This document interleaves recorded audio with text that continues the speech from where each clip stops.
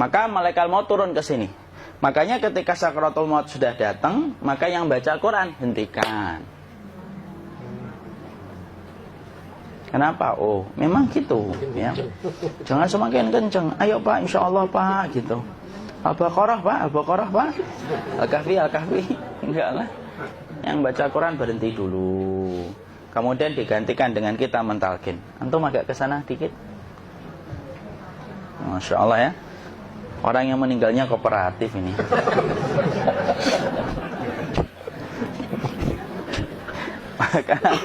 maka agak kesini ya.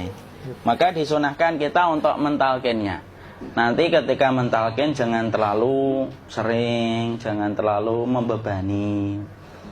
Jangan terlalu sering itu la ilaha illallah, la ilaha illallah. Tidak gitulah. Berat nanti dia ngerasakan. Di situ Imam Qurtubi juga menyampaikan, jangan terlalu sering karena itu memberatkan dadanya. Jadi ketika mentalkin saya sampaikan, boleh diganti atau enggak Ustaz? Enggaklah, talkin itu ibadah. Ibadah itu tauqifiyah. Tauqifiyah itu enggak usah diganti.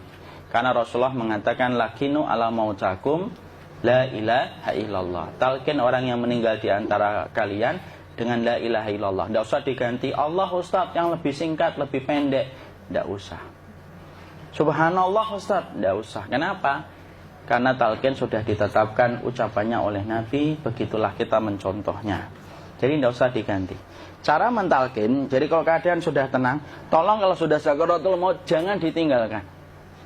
Karena sesungguhnya pertempuran setan itu pada detik-detik kematian semacam ini. Dan betul-betul berusaha untuk menjadikan dia murtad.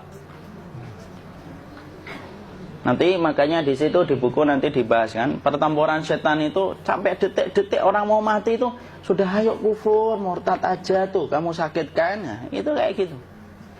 Makanya jangan ditinggal. Capek gitu kok nggak meninggal gitu ya. Udah gantian mas. Dan jangan kemudian meninggalkannya. Mangkat dulu gitu. Tidaklah, janganlah. Terus ditampingi terus. Kalau bisa ya sudahlah, berikan waktunya kita untuk sementara waktu itu betul-betul berkhidmah kepada orang yang kita cintai terakhir kalinya. Cara kita kemudian mentalkin adalah, yaitu adalah di sebelah kanannya la ilaha illallah.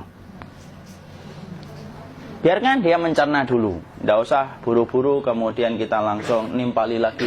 Dia mencerna dulu sembari kita doakan, peluk, ya Allah dimudahkan gitu. Kalau ada orang yang bisa ngucapin la ilaha illallah itu siapa yang memberikan itu Ustaz? Yang memberikan kekuatan Allah Pak. Karena ngomong aduh aja sudah tidak mampu.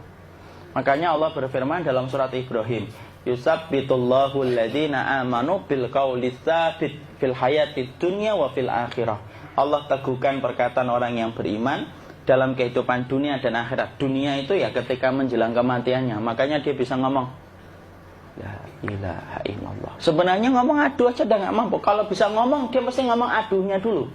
Tapi Allah yang menggerakkan. Ngomong la ilaha illallah. Makanya mangkana akhiru kalamihi la ilaha illallah dakhalal jannah. Barang siapa akhir kalamnya itu adalah la ilaha illallah, pasti masuk surga. Makanya kita lagi la ilaha illallah. Dah. Cerah dulu. Enggak usah minta diburu-buru ya. Enggak usah gini. Ayo la ilaha illallah. Ayo.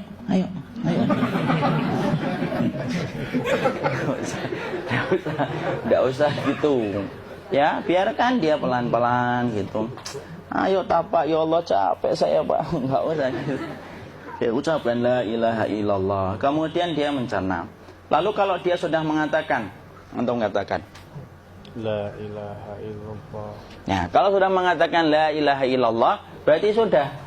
Enggak usah ditalkin lagi, enggak usah. Belum meninggal juga Ustaz? Enggak apa-apa, biarin aja. Dia di situ aja. Kecuali dia ngomong lagi dan enggak usah diajak ngomong, alhamdulillah ya Pak, ya Allah gitu. Terus dia jawab, alhamdulillah. Ya. Itu berarti ucapan terakhirnya alhamdulillah. Atau ketika habis ditalkin la ilaha illallah, dia ngelihat air. Nah, itu berarti ucapan terakhirnya air. Talkin lagi. Nggak usah marah. Aduh Pak minta air. Mau minta air nanti aja dikubur gitu loh. Jangan gitu.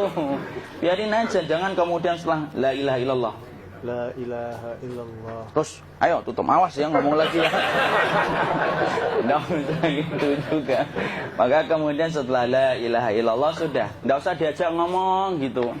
Terus kemudian nggak usah ada anaknya perempuan, ya Allah Pak, sudah bisa ngomong la ilaha illallah, usah gitu. Cukup dalam hati alhamdulillah gitu. Diam, kita dengerin gitu. Disitulah nanti biasanya detik dia terakhir. Dia nanti ngeliat di sini Pak, prosesnya itu nanti kaki langsung sebagian jempol dingin dia. Kaki, telapak kakinya langsung kalau kita geningkan dingin kayak kaki yang kena AC langsung. Kemudian dia langsung ningkup gini, dikit dia, mulai kaku dia. Atau kalau enggak, gini dia. Langsung kayak jatuh, kayak kepala nanti yang paling terakhir, kepala itu pasti ada gerakannya Pak. Ini meninggal itu.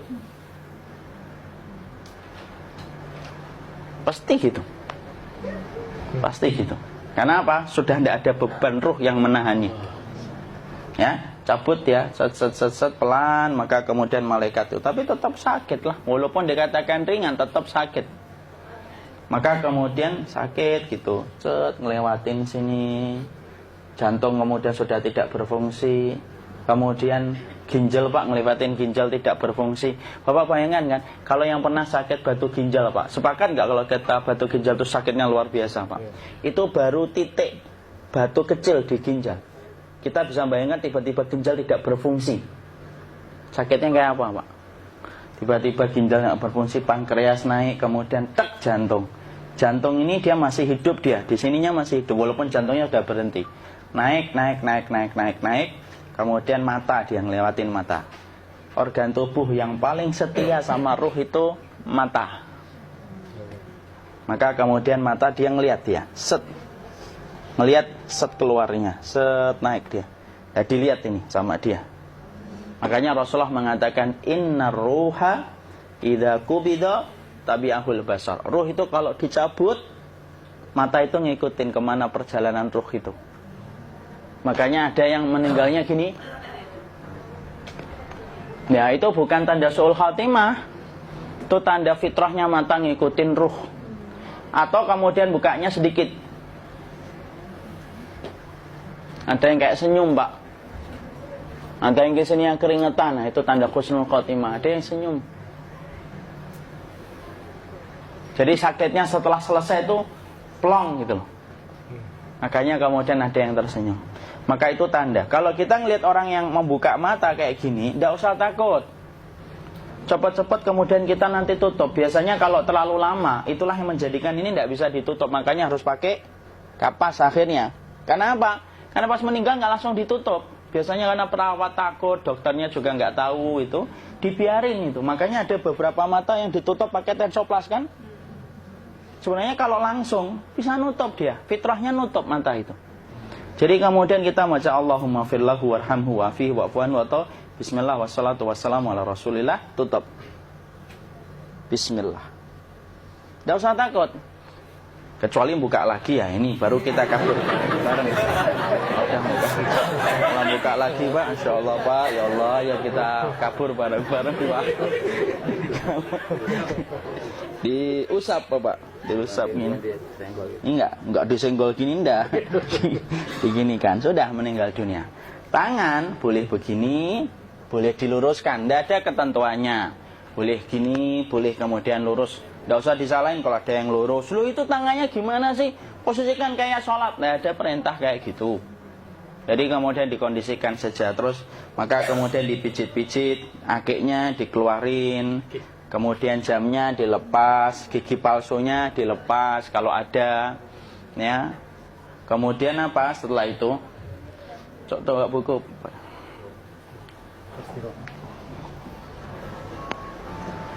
Kemudian kalau bisa awal-awal kemudian taruh buku atau sesuatu yang agak berat di perutnya ketika baru meninggal dunia.